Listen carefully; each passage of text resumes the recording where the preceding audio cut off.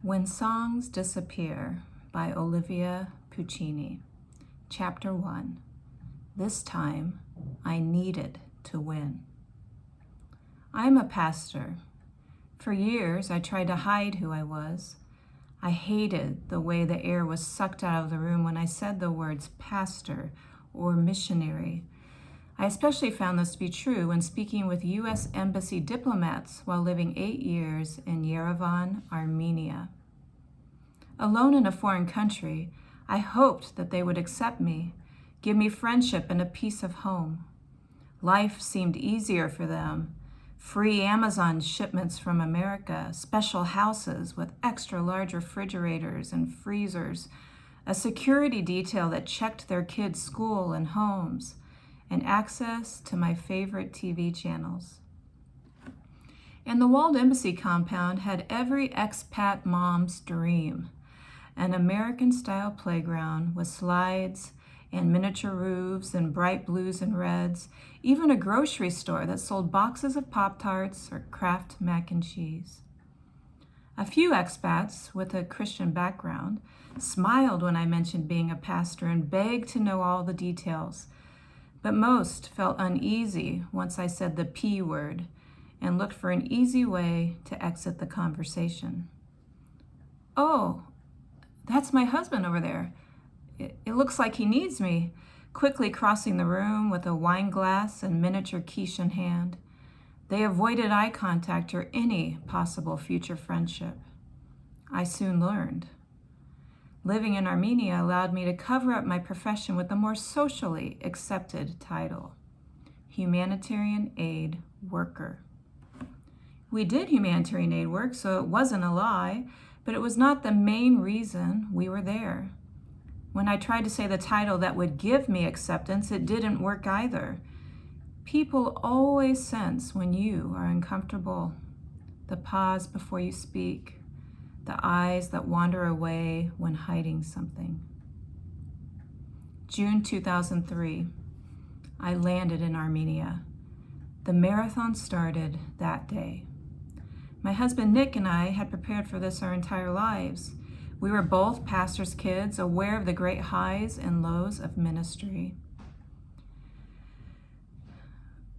We fell in love at a Christian youth camp as teenagers, and during late-night drives to Dairy Queen, planned a life of service. 5 years of study, Hebrew, systematic theology, Old and New Testament survey, ministry courses, and a 1-year internship at a church in Arizona.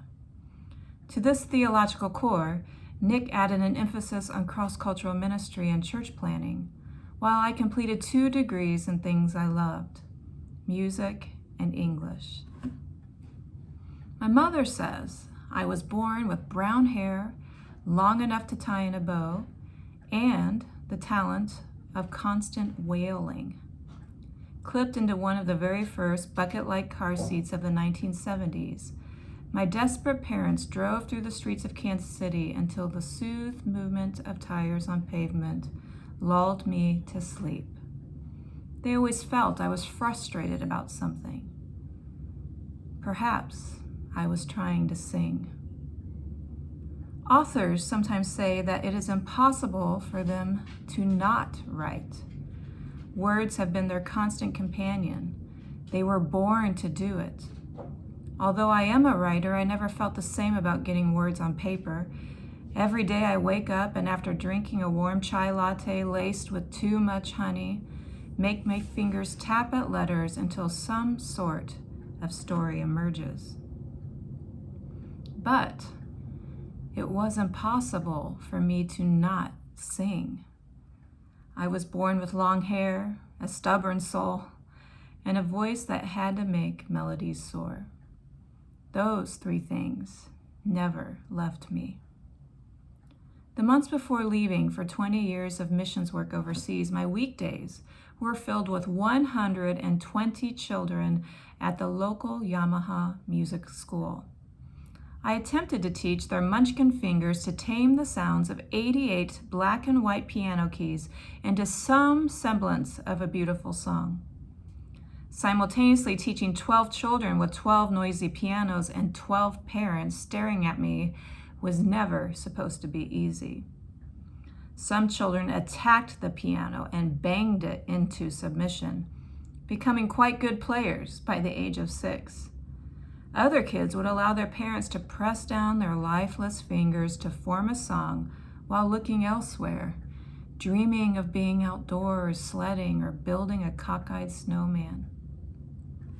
On the weekends, I traveled with my husband Nick to churches, some large and busting at the seams in the big city of Minneapolis, others small and struggling on the outskirts of Minnesota's frozen tundra. Most Sundays, our golden Honda Accord pulled out of our apartment building's parking lot at 6 a.m. We drove several hours to share in a pulpit about our calling to do missions in Armenia and raise the financial support to serve there. No matter the number of clashing notes I endured in a day or the miles driven on the weekends, I kept one night a week for personal sanity. Tuesdays were a source of rejuvenation, watching the very first season of the reality TV phenomenon, American Idol. I sat, legs crossed, under an ivory knit blanket I'd stolen from my childhood home on Felix Street. Imagining myself, I sang some high, chesty note in front of Paula Abdul, Simon Cowell, and Randy Jackson, and wondered, would I be good enough? But asking the question was useless. It was already time to board a plane to Armenia, and I would never know. I was young then, my voice still tamed by the operatic runs of Handel and arias of Mozart required for my degree in vocal performance. I didn't have children yet, still free of the extra belly and stretch marks. That was the time to pursue my dream, not 15 years later when my vocal prowess reduced to the 10-note range of a Sunday morning worship song. I already battled the 37-year-old crow's feet gathered around my eyes with a nightly dose of Clinique's newest anti-wrinkle formula. I was no longer anyone's idol. I was halfway through life's race and had hit rock bottom. And I was no longer in Armenia. After 8 years of buying sweet apricots in the markets of the capital city of Yerevan, we moved to another post-Soviet nation, Estonia. And in this forgotten nation, a few hours away from Russia's St. Petersburg, on the frozen streets of Finland, the dream was awakened. One I had thrown into a grave when I packed my life into suitcases, heeded the pilot's instructions, and buckled in for a life in missions. After leading the final song at our church's Sunday gathering in Tallinn, Estonia, a stranger approached. He was tall, blonde-haired, an Estonian man who preferred to sit unseen in the back row and act unmoved by one word or lyric sung. Estonians are never lavish in adoration or compliments. He made a simple recommendation. You have a good voice. You should try out for our Estonian Idol reality show. They're starting a new season of auditions. I knew that dream was long ago embalmed and rotting below.